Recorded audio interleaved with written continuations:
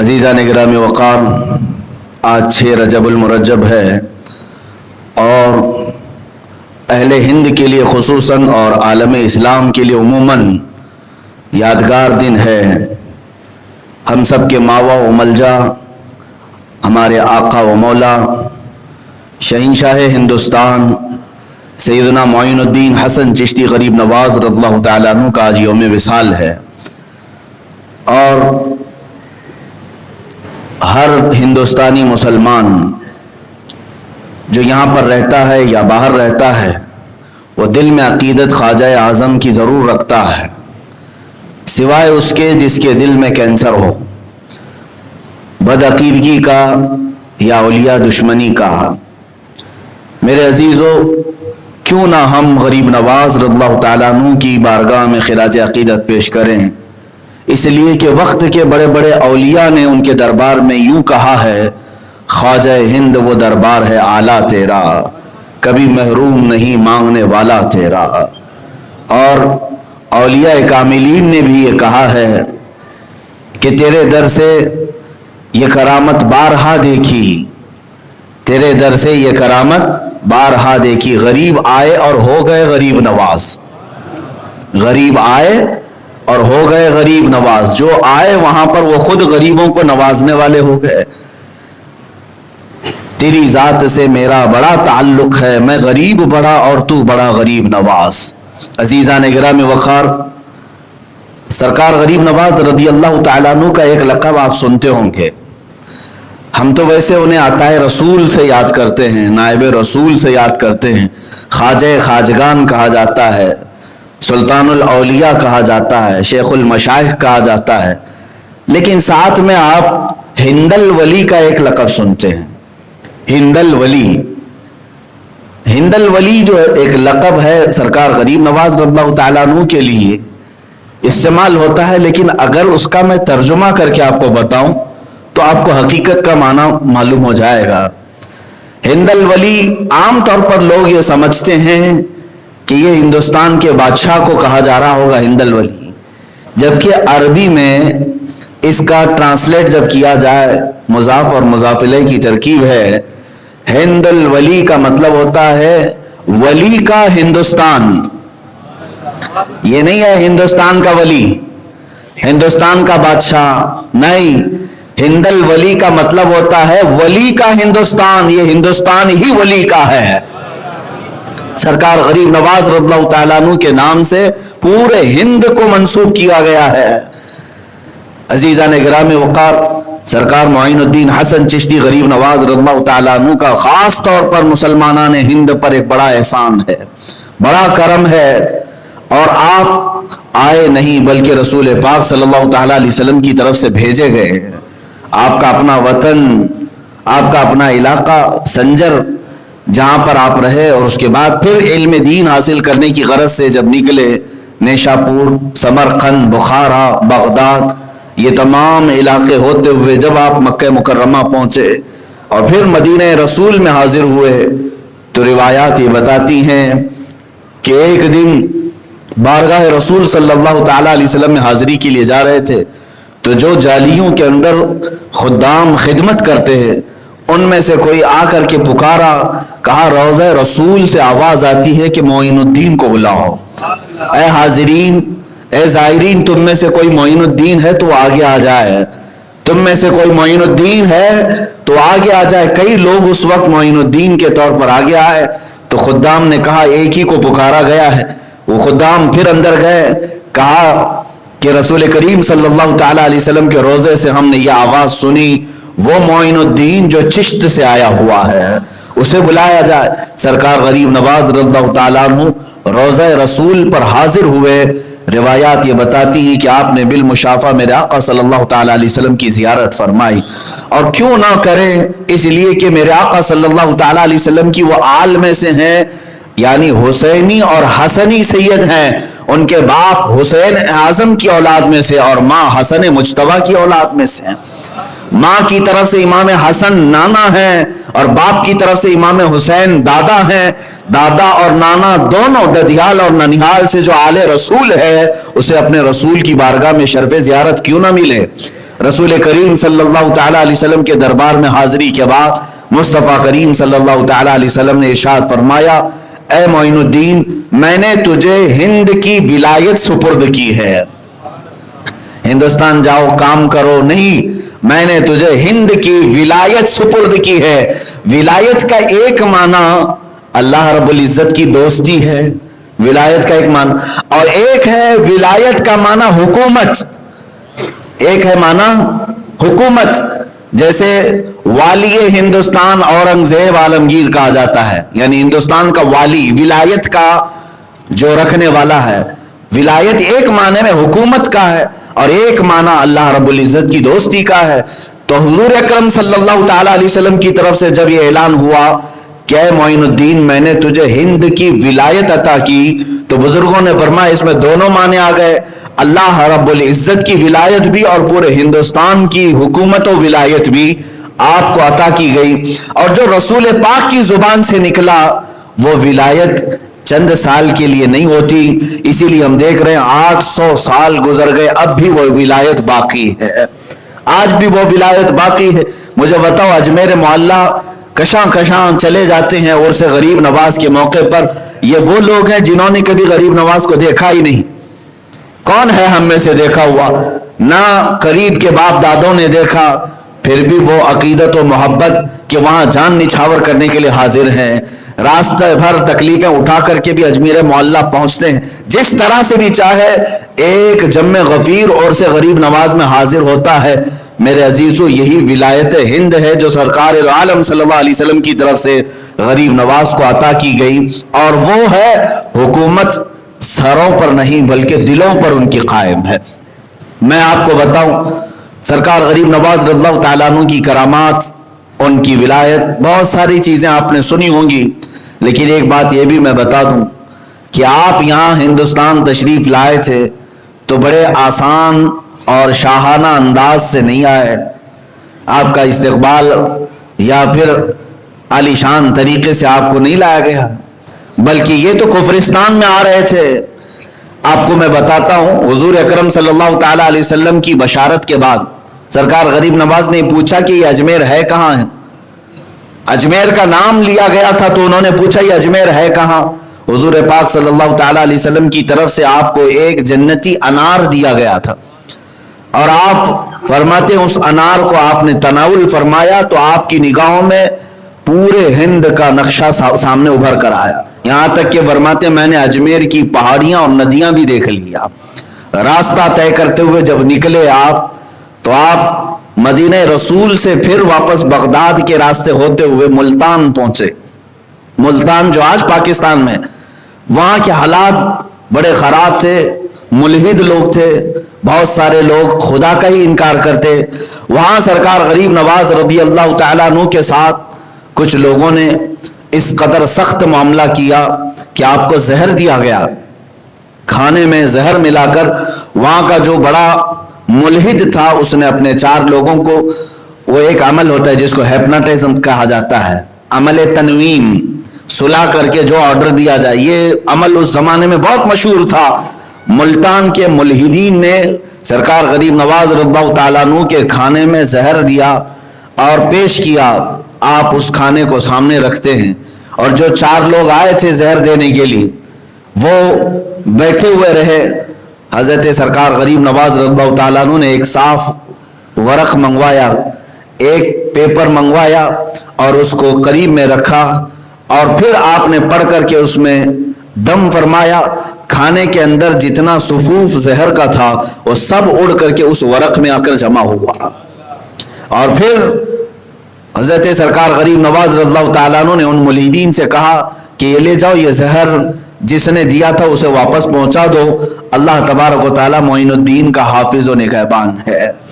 عزیزان گرامی وقار، اس راستے میں آپ کو تکلیفوں کے اس قدر بارشیں ہوئی، سمجھ لیں آپ کہ مشقتوں کے پہاڑ ڈھائے گئے۔ اتنا ہی نہیں، 30 سال تک آپ نے قیام فرمایا ملتان میں، وہاں تبلیغ اسلام کی خاطر۔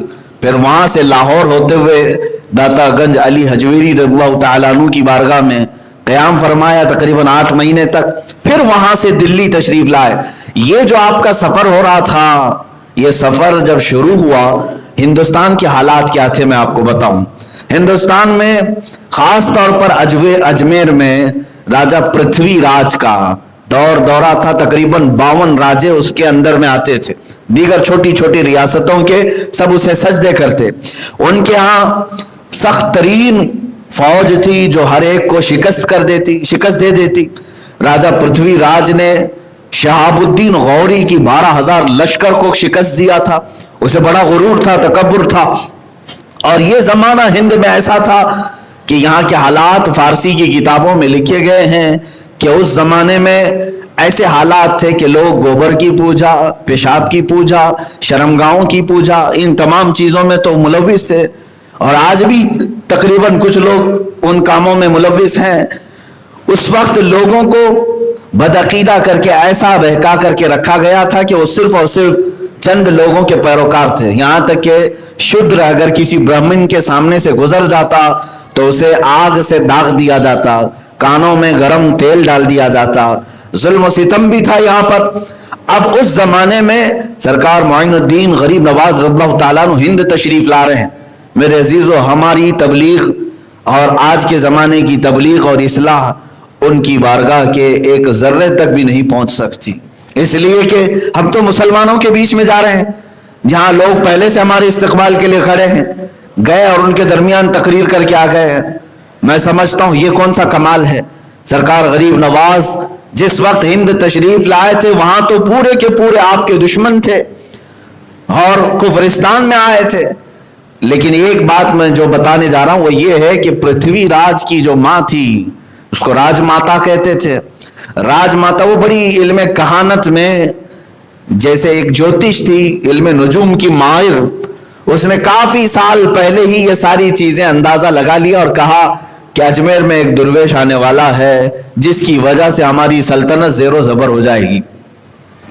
تو جب اس خاتون نے، اس عورت نے یہ بات کہی تو پھر اس کے بعد ہوا یہ کہ اس درویش کے نہ آنے کے لیے کیا کیا کیا گیا جانتے آپ؟ نہ آنے کے لیے اعلان ہوا تھا تارا گڑھ کی پہاڑیوں سے، جو بڑے مندر ہیں، کہا گیا کہ جتنے آس پاس بڑے بڑے مندر ہیں وہاں کے سب مہنت اور بڑے بڑے جو پجاری ہیں وہ آ جائیں، اور آگ ہون کیا گیا۔ اتنی بڑی آگ لگائی گئی تھی کہ آسمان تک آگ پہنچ رہی تھی، سارے مندروں میں اس دن آواز گونجنے لگی۔ اس بنیاد پر ہون کیا گیا تھا کہ کوئی درویش نہ آنے پائے، کوئی یہاں پر نہ آنے پائے، جس کے متعلق راج ماتا نے اپنے علم کے مطابق دیکھ لی۔ پھر بھی ان کو بے قراری ہوئی۔ اس کے بعد پھر کیا کیا، بھوٹان کا ایک اور، بھوٹان جو آج بھی ایک چھوٹی سی کنٹری ہے، وہاں سے جادوگری بڑی مشہور تھی، ایک جادوگر کو جو بڑا مشہور تھا اسے لایا گیا، اور اس راج ماتا نے کہا کہ میں نے اپنے علم کے مطابق ایک ایسی چیز دیکھی ہے کہ کوئی درویش آ رہا ہے ہند میں ہے، ہماری دھرتی پر، اور اس سے ہمیں خطرہ لاحق ہے، کیا تو وہ بتا سکتا ہے کہ وہ کہاں ہے، کیسا ہے، کون ہے؟ اس جادوگر نے اپنے منتر پڑھنے شروع کی، اور اس کے بعد 4 مصور جو آرٹسٹ تھے ان کو قریب بلایا، اور اس کے بعد ان کے سامنے پانی رکھ کر کے منتر ایسے پڑھے کہ اس پانی میں سرکار غریب نواز کی پوری تصویر آئی۔ یہ جادو اور کہانت کے ذریعے سے ان لوگوں نے یہاں تک کر لیا، اور ان مصوروں نے اس کو دیکھ کر کے تصویر بھی نکال لی اور پھر پھیلا دیا کہ جو بھی اس طرح کے درویش کو دیکھے اس کو ہمیں بتا دے، اس کا آتا پتہ، یہ کہاں رہتا ہے، کیا ہے۔ تو پھر آپ کو یہ بھی میں بتا دوں کہ اجمیر سے جاسوس بھی نکلے ہر جگہ کے لیے۔ ایک بہت بڑا ان کا جاسوس تھا رام پرکاش، یہ گیا ڈھونڈتے ڈھونڈتے وہاں پہنچ گیا ملتان میں جہاں سرکار غریب نواز موجود تھے۔ وہ اپنے آپ کو مسلمان ظاہر کیا، امامہ پہنا، داڑھی رکھا اور نمازوں میں شریک ہوتا رہا، اور کافی دنوں تک تلاش جستجو کے بعد اسے پتہ چلا کہ اس شکل والے بزرگ یہی ہیں۔ وہاں خانقاہ میں حاضر ہوا سرکار غریب نواز کے، صبح شام آتا رہا۔ ایک دن وہ اکیلا پا کر کے حملہ کرنا چاہتا تھا، اس کے جبے کے اندر خنجر چھپا ہی رہتا تھا، وہ موقع کی تلاش میں ہوتا کہ میں یہ کام تمام کر دوں اور راجہ پرتھوی راج سے ڈھیروں سارا انعام حاصل کر لوں۔ تو رام پرکاش इस नीयत से कई दिन तक मुल्तान में ठहरा रहा, लेकिन जिस दिन उसे मौका मिला गरीब नवाज की बारगाह में हाजिर होने का, उस वक्त रात हो चुकी थी, आधी रात। वो सोचा कि खीमे में वो अकेले होंगे, कोई नहीं। तो जैसे ही दाखिल हुआ, सरकार गरीब नवाज मुसल्ले पर बैठे हुए बेदार थे। आते ही वो बड़ी दाढ़ी वाला, बड़े अमामे वाला कदम बूसी करते हुए आया।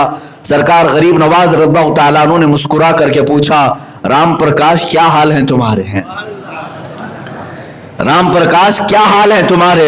उसके हाथ पैर में कपकपी तारी हो गई और सरकार गरीब नवाज ने फरमाया, तकरीबन 12 दिन हो गए तुम्हें यहाँ आए और अब तक तुमने मुलाकात नहीं की। और उसके बाद जुमलों पर जुमले सरकार गरीब नवाज के जब पढ़ते रहे, आखिर में आपने फरमाया, अच्छा चलो कपकपी छोड़ दो, जिस काम के लिए आए वो काम तो पूरा कर दो, जिस काम की गरज से तुम आए थे वो काम तो पूरा कर दो। जुब्बे से उसने अपना खंजर निकाला और कदमों पर रखा और कहा, मैंने बड़ी जिंदगी जादू, कहानत, ज्योतिषों के साथ गुजारी, मगर ये जमाल गरीब नवाज का आज तक मैंने कभी नहीं देखा, जिसका दिल भी हसीन हो और चेहरा भी हसीन हो। सरकार गरीब नवाज रज़ियल्लाहु ताला अन्हु की कदमों पर गिरकर वो इस्लाम में दाखिल हुआ। उसके बाद आपने नाम जियाउर रहमान रखा। जियाउर रहमान और वही शख्स है जो अजमेर मोहल्ला तक लाने में सरकार गरीब नवाज का हम सफर और साथी रहा। ये मेरे मौला की हिकमतें हैं, हर दुश्मन के मुंह को मोड़ता है और अपने दीन की खिदमत पे लगाता है। इसीलिए इकबाल ने कहा था, हरम को मिल गए पासबां सनम खाने से। कभी रब तबारक व तआला अपने हरम पाक की हिफाजत उन लोगों से करता है जो हरम को ढाने की कोशिश करते हैं। सरकार गरीब नवाज रज़ियल्लाहु ताला अन्हु का वो ऐसा सिक्योरिटी गार्ड, बॉडी गार्ड बन करके पूरे सफर में रहा कि आप पर जान निछावर करता था जो जासूसी के लिए आया। और इधर अजमेर से हुआ यह था कि पृथ्वीराज ने ऐलान किया था, जितनी चौकियां हैं सरहद पर सब पर यह तस्वीर दी जाए और सख्त नाकाबंदी की जाए कि कोई दुर्वेश आने ना पाए, इस शक्ल वाला कोई अंदर आने ना पाए। तो सब जगह चौकियां लगाई गई थी। सरकार गरीब नवाज रज़ियल्लाहु ताला अन्हु जब लाहौर से निकलकर तशरीफ ला रहे थे, वो पंजाब का रास्ता था, अमृतसर का, भटिंडा, पटियाला, ये रास्ते से होते हुए आप सरकार गरीब नवाज हिंदुस्तान तशरीफ ला रहे थे। तो जियाउर रहमान ने पहले ही बताया कि सरकार हमारे दाखिले का कोई रास्ता पृथ्वीराज ने छोड़ा नहीं, हर जगह सख्त चौकियां हैं, कोई भी रास्ता अंदर दाखिल होने का नहीं है। सरकार गरीब नवाज रज़ियल्लाहु ताला अन्हु ने फरमाया, ए जियाउर रहमान, अब तो कुफरिस्तान में नहीं, अब तो इस्लाम में है। अकीदा ये रख, रास्ते बादशाह नहीं बनाते, अल्लाह रब्बुल इज्जत बनाता है। वमन यत्तक़िल्लाह यजअल लहू मखरजा। आपने आयत करीमा पढ़ी और फरमाया, तुझे मालूम है कुरान में अल्लाह फरमाता है, जो अल्लाह का हो गया, अल्लाह से डरा, अल्लाह उसके लिए ऐसी जगह से रास्ता खोलता है जहां उसका गुमान भी नहीं होता। इस आयत करीमा को पढ़ करके आपने कंकरियां उछाली और कहा, चलो बताओ हमें कौन सी चौकी बंद है और कौन सा नाका बंद है। सरकार गरीब नवाज के साथ उस वक्त चंद फकीरों की जमात थी, आप उनके साथ तशरीफ ले आए। जिस चौकी से गुजरते थे, जियाउर रहमान कहता है, मैं कांपता था, लोग यहाँ पर कत्ल के दर पे थे, लेकिन हुजूर सरकार गरीब नवाज वहां से गुजरते जा रहे हैं, न एक फौजी देखता है, न एक सिपाही पूछता है, कोई करीब आता नहीं है। सरकार गरीब नवाज उन चौकियों के दरमियान से ही अंदर हिंदुस्तान तशरीफ लाए। उसने पूछा जियाउर रहमान ने, ये शक्ल भी वो आपकी पढ़ चुके, देख चुके, उसके बावजूद आपको रोकते क्यों नहीं है? सरकार गरीब नवाज ने फरमाया, देखता गरीब नवाज के जमाल को वो है जिसे अल्लाह दिखाना चाहे।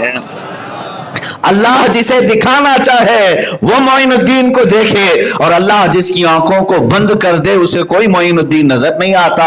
हिंदुस्तान तशरीफ लाए। मुझे ये बातें करने में इसलिए मजा आता है मेरे अजीजों, लोग हजार रुकावटें डालें, इस्लाम किसी ऐसे दरख्त का नाम नहीं है जो मुरझा जाए। ये वो अजीम ताकतवर दरख्त है जो मजबूत जमीन के सीने को फाड़ करके भी ऊपर निकल आता है। या उस कुव्वत वाले पानी का नाम है जिस पानी का रास्ता कोई पत्थर और चट्टान भी नहीं रोक सकती। इस्लाम तेरी नब्ज में, बल्कि शायर ने जो कहा, इस्लाम की फितरत में कुदरत ने वो लचक दी है, जितना ही दबाओगे उतना ही वो उभरेगा। सरकार गरीब नवाज रज़ियल्लाहु ताला अन्हु तशरीफ लाए और दिल्ली आए। दिल्ली पहुंचते ही कोहराम मच गया, सब जगह हलचल हो गई कि वो दुर्वेश आ गया जिसकी लोगों को तलाश थी, लेकिन हिम्मत किसी की नहीं हुई। सरकार गरीब नवाज रज़ियल्लाहु ताला अन्हु जब तशरीफ लाए तो जो गुरबा और मसाकीन थे वो सब टूटे हुए आ जाते थे, इसलिए कि जुमलों में बला की तासीर थी। आप जिसके लिए दुआ फरमाते उसी दिन वो सरसब्ज और शादाब हो जाता, सैराब हो जाता। दिल्ली में एक बहुत बड़ी खबर फैली, सरकार गरीब नवाज रज़ियल्लाहु ताला अन्हु की मुअस्सिर दुआएं, आपके कमालात, आपके करामात, भीड़ लगती गई, चौकियां देखती रह गईं और बहुत सारे सिपाही पकड़ने की कोशिश करते रहे, लेकिन हो नहीं सका। यहां तक कि मेरे अजीजों, अब हालात ऐसे भी आए कि सरकार गरीब नवाज रज़ियल्लाहु ताला अन्हु ने फरमाया कि अब हमें अजमेर का सफर करना है। पृथ्वीराज को खबर दे दी गई कि वो दिल्ली पहुंच गया है और अजमेर भी आने वाला है। कहा कैसे आया? कहा उन्हीं चौकियों के बीच में से आया, वहीं से आया, कोई नहीं देख पाया। तो जितनी उस रास्ते पर चौकियां थी, जितने फौजी थे, सबका उसने कत्ल करवाया, सबको मार डाला, कत्ल करवाया और अजमेर की धरती के आसपास और सख्त पहरे लगाए।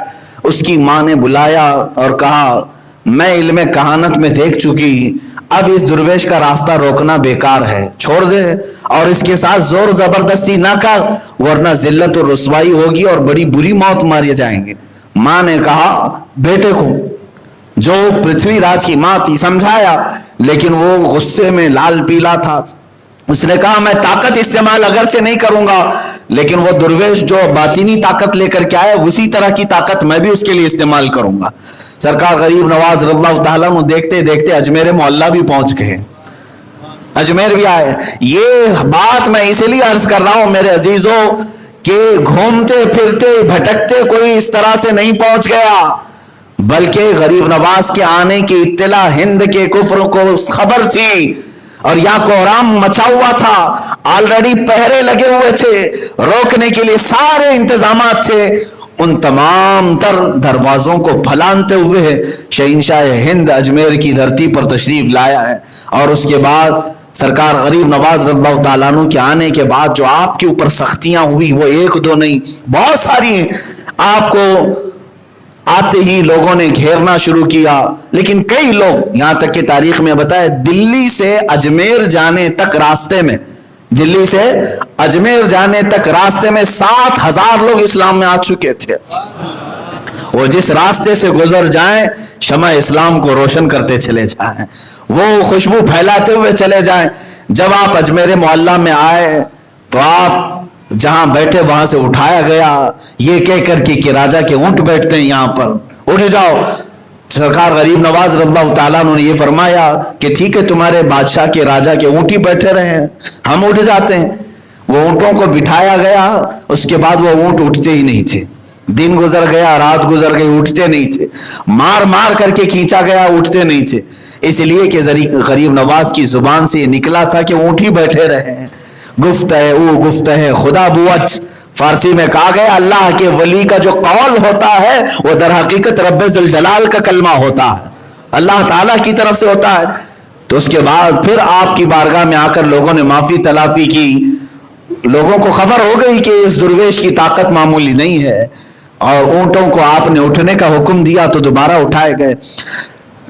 पृथ्वीराज ने कहा कि मैं ताकत का इस्तेमाल नहीं करूंगा, जो ये अपनी बातिनी कुव्वत का इस्तेमाल करता वही मैं करता हूं। तो वहां पर मौजूद जो सबसे बड़ा जादूगर था उनका, अजय पाल जोगी, उसे बुलाया गया। बड़े इनामात, इकरामात, सारी चीजों का ऐलान, और उसके साथ एक बड़ी फौज आई। अब ये जो मुकाबला हुआ, जादू का और एक अल्लाह के वली का। वली की करामत होती है, सहर और शौबदाबाजी नहीं होती।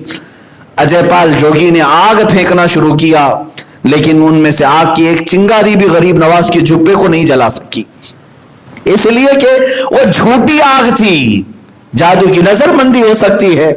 पत्थर फेंकने की कोशिश किया, आपने हिसार फरमा लिया था, अपने इर्द गिर्द घेरा बनाया, आप और आपके मुरीदीन थे, एक पत्थर भी उस दायरे के अंदर दाखिल नहीं होता। अल्लाह जिसकी मदद फरमा है मेरे अजीजों, उसने अपनी ताकत और कुव्वत से हवा में उड़ने का अमल दिखाया। हवा में उड़ने का अमल सरकार गरीब नवाज की लकड़ी की जो खड़ाऊं थी, चप्पल नालें, आपने उसे हुक्म दिया और खड़ाऊं ऊपर उड़ी और उसके सर को मारते हुए नीचे ले आई। अभी आखिरी बात थी, उसने हर तरह के हरबे अपना कर देख लिए।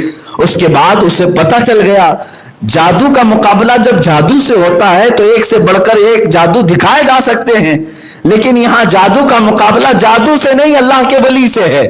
और करामतें हैं जादू को तो तहस नहस कर देती हैं। अजय पाल जोगी थक हार करके कहा, मैं हिंद का सबसे बड़ा जादूगर होने का फख्र रखता था, मगर तुम्हारे जैसी ताकत मैंने आज तक नहीं देखी और सबके सामने तुम्हारी चप्पलों ने मुझे नीचे उतारा है। तो फिर अगर गरीब नवाज का हाथ पड़े तो पता नहीं कहां तक चले जाए, पैर पड़े तो पता नहीं तहत सरा में पहुंच जाए। उसने उसी वक्त सरकार गरीब नवाज रज़ियल्लाहु तआला अन्हु की बारगाह में शरफ़ इस्लाम से वाबस्ता हुआ और बैत भी किया। आपने उसका नाम अब्दुल्लाह भी रखा। सरकार गरीब नवाज रज़ियल्लाहु तआला अन्हु के मुकाबिल में जो आए और वो सब दायरे इस्लाम में दाखिल होते रहे।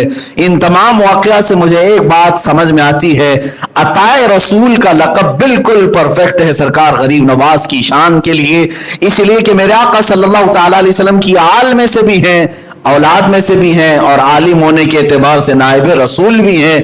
हुजूर अकरम सल्लल्लाहु तआला अलैहि वसल्लम के पास जिस तरह दुश्मन आते मारने के लिए, कत्ल करने के लिए, लेकिन अखलाक रसूल देखकर वो मुतासिर हो जाते, इस्लाम में आते। अल्लाह के नबी सल्लल्लाहु तआला अलैहि वसल्लम ने अपनी ये अता गरीब नवाज को भी अता की थी। जो भी दुश्मन आता था वो आपका मुरीद भी हो जाता।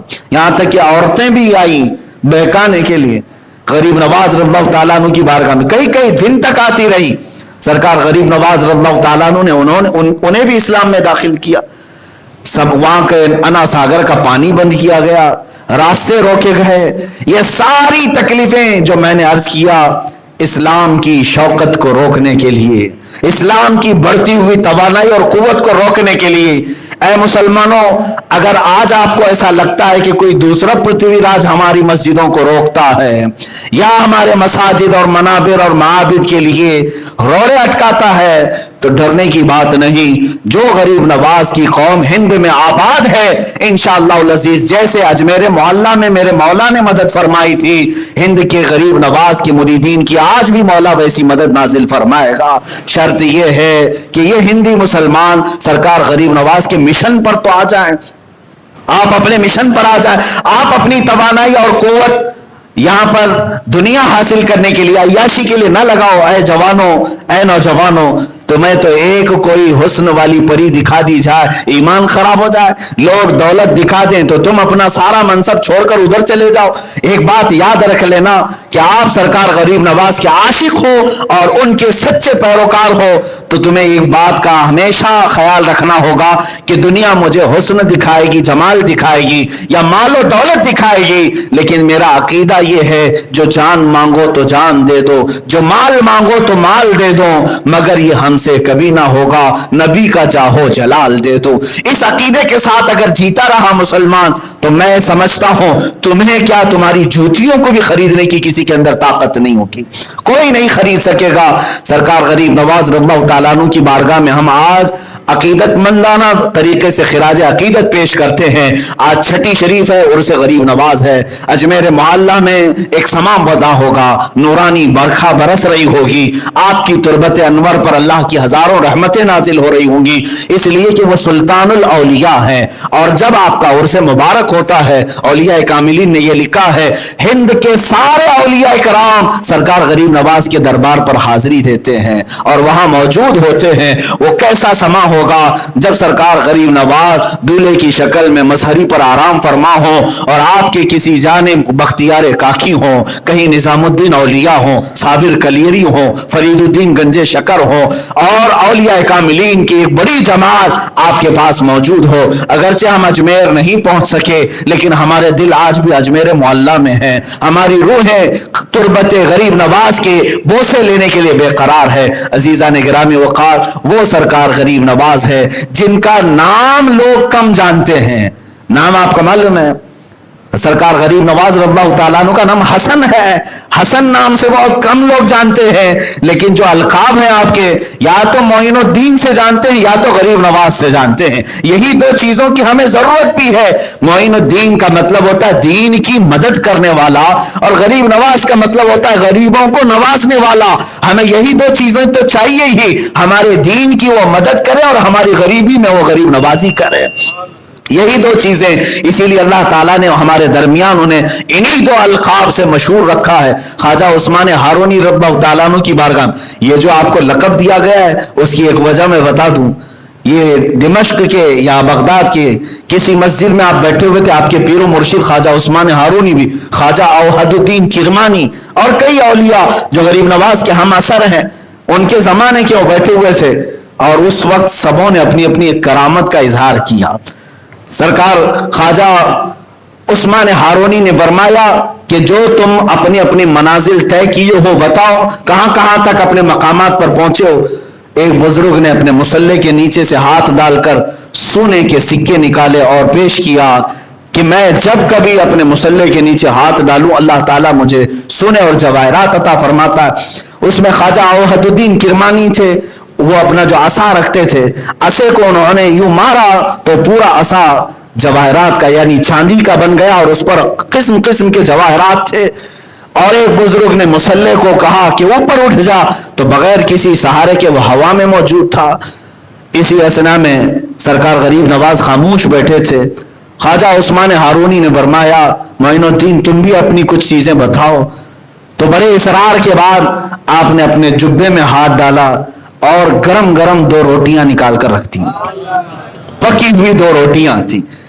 تو دوسرے اولیاء کاملین نے اپنے بڑے بڑے جو کرامات دکھائے, کسی نے سونے, جواہرات, چاندی اور بہت ساری چیزیں, اس میں روٹیوں کی کیا قیمت, تو سب وہاں رکھے ہوئے تھے, سونے, جواہرات, چاندیاں, اس میں 2 روٹیاں بھی رکھی ہوئی تھی. خواجہ عثمان ہارونی دیکھ کر مسکرا رہے تھے.